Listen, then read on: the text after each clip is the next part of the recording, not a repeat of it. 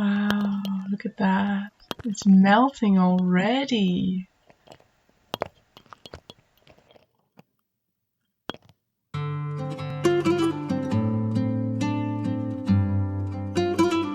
Hello, it's Nadia from Molten and welcome to another video. Today I'm going to be showing you some encaustic wax alchemy, where I reform a gold block out of the pieces I've got left over. The first thing I do is clean my petri dish because it had other colours of wax in it. You may have seen I also used the circular edge to paint some planets in one of my recent videos. So I'm also needing to clean the outside and the bottom of the little glass dish. This is just basically a candle holder that I got from a charity shop. It's strong, sturdy glass and very useful for melting the wax. It never gets too hot either. I leave it sitting sometimes and it just gets warm and I can pick it up with a tissue and it's fine. So in this video I'm going to be painting a mandala. I've done several of these, I'll just show you here. And I like to use gold and silver wax to embellish the details of the mandala. So I had run out of gold wax, which is why I decided to make my own gold block by melting it.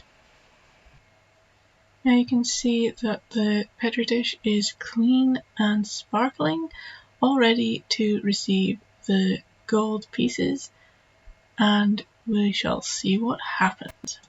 I was also planning to mix some silver, but since I've already got 2 blocks of the silver pretty much intact, I thought I would just do the gold this time and maybe mix some silver in there just to give it an added pop.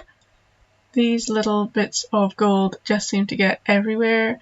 I got one stuck to a block of red. There's little pieces lying in my wax trays all over the place, and some of them are silver, most of them are little bits of gold, and it's just a matter of finding them all and adding them to the pot.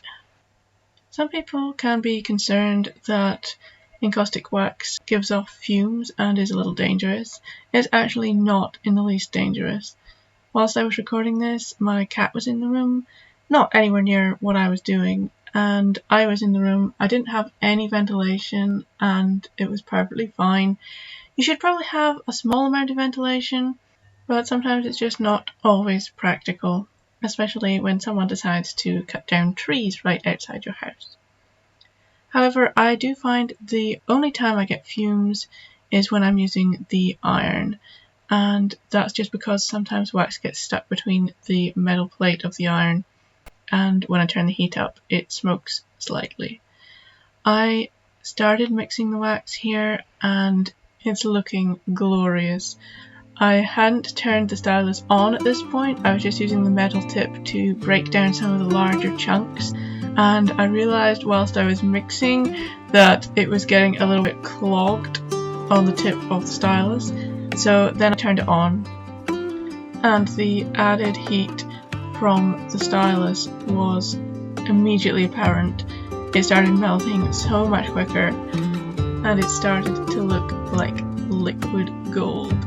I decided to film the full process of my mandala making right from the beginning this time, because I have done a shorter video where I just paint the mandala. I'll leave a link to that up in the card.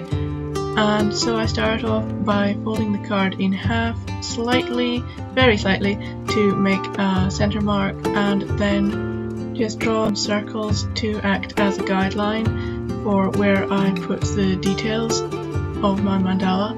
And basically the whole process of drawing it is just totally intuitive, totally just doodling, making patterns that work well together, patterns that look nice together, patterns that sit.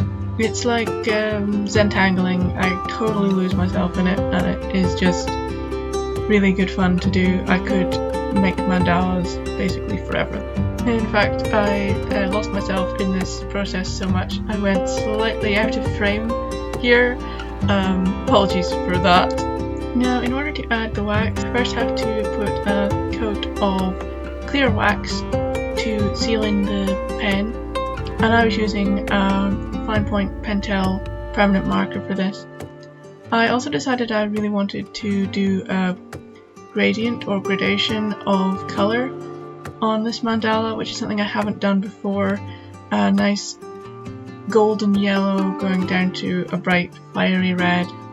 Of course, the hot plate needed a quick clean after that before I started adding any of the embellishments.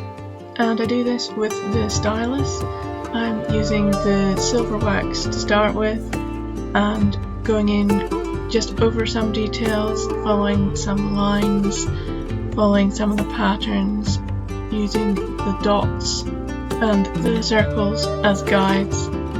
And then I went in with the gold after I'd done some silver, and basically just doing the same thing, following the pattern, adding some dots and highlights, lines and circles. The gold was super fluid and I love that. It's really turned out to be one of my favourite mandalas. I'm definitely going to be experimenting with the gradations again. Are you an encaustic artist? If so, have you tried any of these techniques used in this video? And if not, let's talk techniques down in the comments. Let me know how you make encaustic paintings. And what is your favourite subject to paint? And if you are enjoying this video, please leave a like and consider subscribing. That would be very much appreciated. Thank you very much for watching.